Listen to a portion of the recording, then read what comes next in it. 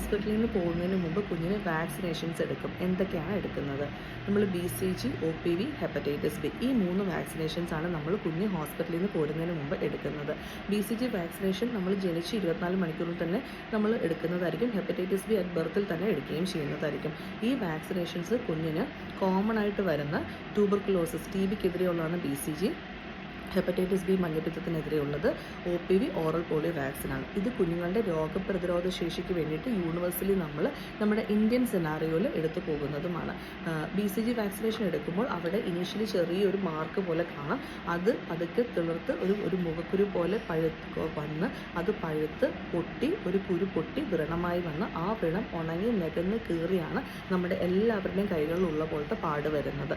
അത് വരാൻ ഏകദേശം 6 മുതൽ 8 ആഴ്ച എടുക്കും. അപ്പോൾ BCG അവിടെ നമ്മൾ പഴുത്ത് പൊട്ടുമ്പോൾ പ്രത്യേകിച്ചൊന്നും ചെയ്യേണ്ട ആവശ്യമില്ല, അവിടെ ഒന്നും പുരട്ടേണ്ട ആവശ്യമില്ല, അതിനെ തുടർന്ന് പനിയൊന്നും വരുന്നതുമായിരിക്കില്ല.